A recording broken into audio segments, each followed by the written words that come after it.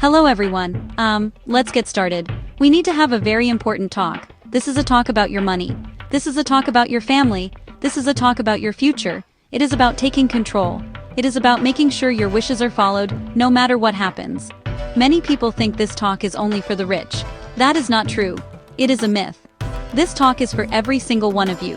It is for anyone who has a family. It is for anyone who owns anything. A car, a house, a small bank account. It is all part of your estate, and you need a plan for it. So, what is this estate plan I am talking about? Let's break it down.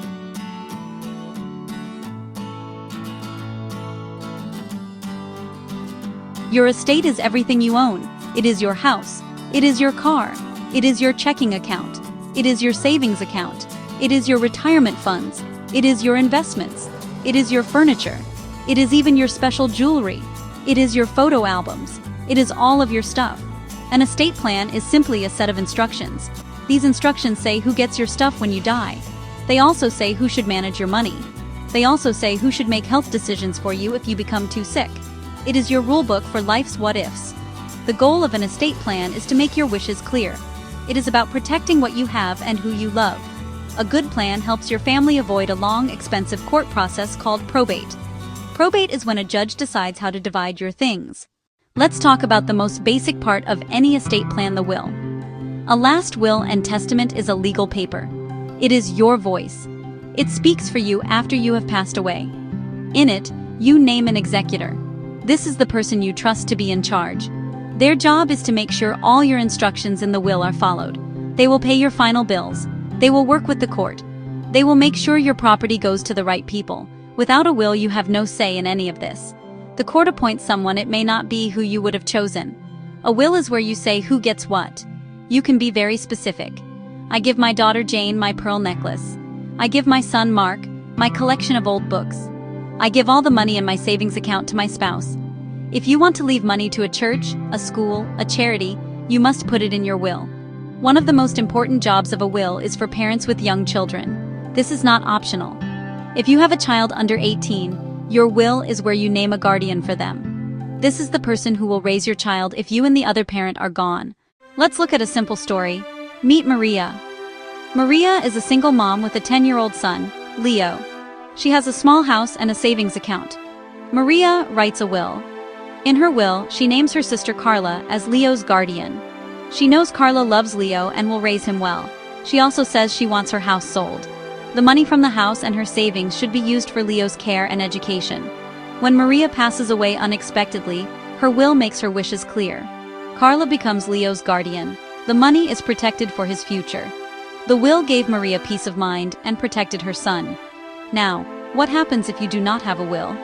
This is called dying intestate. When this happens, you do not get a say. Instead, the laws of your state decide everything. The judge must appoint a guardian for her son Leo. Maria's sister Carla wants to be the guardian. But Maria's estranged parents also ask the court. Now there is a court battle. It is stressful and expensive. The process is called probate, and it is public. The house is sold and money is controlled by the court until he turns 18. Now let's talk about a more powerful tool, a trust. A living trust, or a revocable trust, is another key part of a smart estate plan. Think of it like a legal container. You create the trust, and you are in charge of it while you are alive. You can put your most valuable assets into this container. This includes your house, your investment accounts, your large bank accounts. You retitle them in the name of the trust. So instead of the house belonging to Jane Doe, it belongs to the Jane Doe Revocable Trust. But don't worry, you still have complete control. You are the trustee of your own trust. Nothing changes in your day-to-day life. So why do it? The magic happens when you become incapacitated or pass away.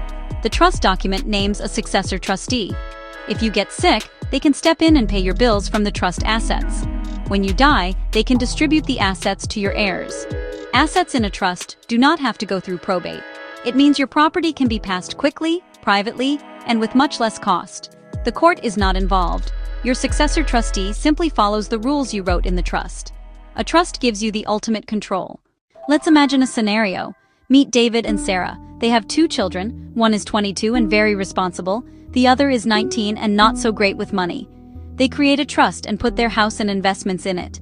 Their trust says that when they are both gone, their assets will be split between the two children.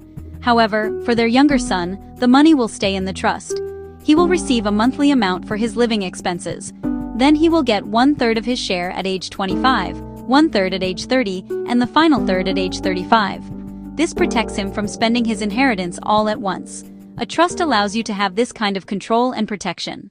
Estate planning is not just about your money or your stuff. It is also about you. It is about your health and your well-being. What happens if you have an accident or a sudden illness? What if you are in a coma or have a condition like Alzheimer's and cannot make decisions for yourself? Who will pay your mortgage? Who will manage your bank account? Who will make sure your bills are paid on time? If you do not have a plan, your family may have to go to court to get the authority to help you. This is a process called guardianship or conservatorship. This court process is terrible. It is slow, it is expensive, and it is humiliating. Your family has to prove to a judge that you are incompetent. The judge then appoints someone to manage your affairs.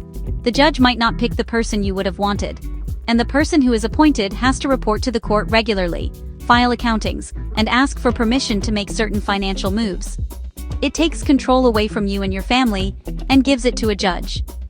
The way to avoid this is with a document called a durable power of attorney. This is a simple legal paper, where you give someone you trust the power to make financial decisions for you if you cannot. Let's think about Tom, a 65-year-old who lives alone. He has a durable power of attorney and names his trusted daughter, Lisa, as his agent. Tom has a serious stroke. Because he has the power of attorney, Lisa can immediately step in, pay his mortgage, utilities, and medical expenses. There is no need to go to court. Just as important as your financial decisions are your medical decisions. Who will tell the doctors what you want? Who will make the difficult choices about your medical care? Without a clear plan, this burden falls on your family. They may disagree on what to do. They may be full of guilt and uncertainty, trying to guess what you would have wanted. This is done with a document called an Advance Health Care Directive. It is sometimes called a living will. It is sometimes called a healthcare proxy. This document does two main things. First, it lets you name a person, your healthcare agent, to make medical decisions for you when you cannot. This should be someone you trust completely to honor your wishes, who can stay calm in a crisis and communicate clearly with doctors. Second, the healthcare directive allows you to state your wishes for end-of-life care. Do you want to be kept alive on machines? Do you want to receive CPR? Be put on a breathing machine? Given food and water through a tube? These are deeply personal questions. There are no right or wrong answers. But they are your answers to make.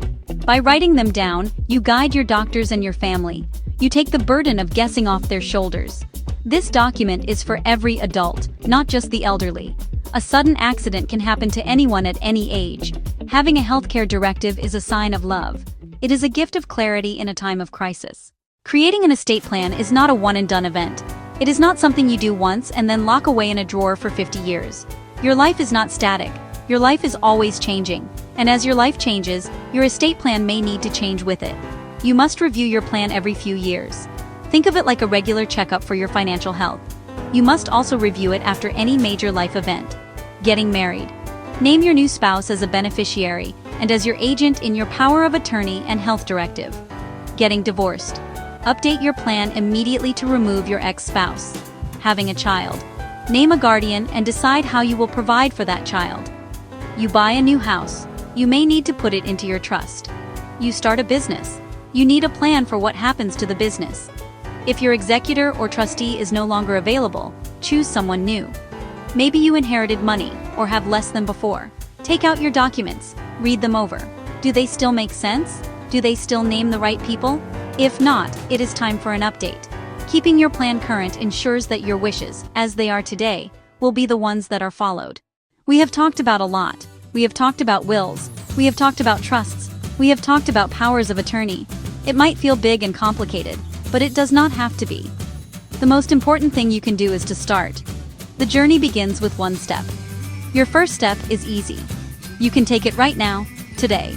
Do not put this off until later. Later so often becomes never. Your first step, think. Just think. Who do you want to have your property? Who do you trust to be in charge of your money? Who do you trust to raise your children? Who do you trust to speak to your doctors? Get a piece of paper and a pen. Write down the names of these people. Write down what you have. Your house. Write down your car.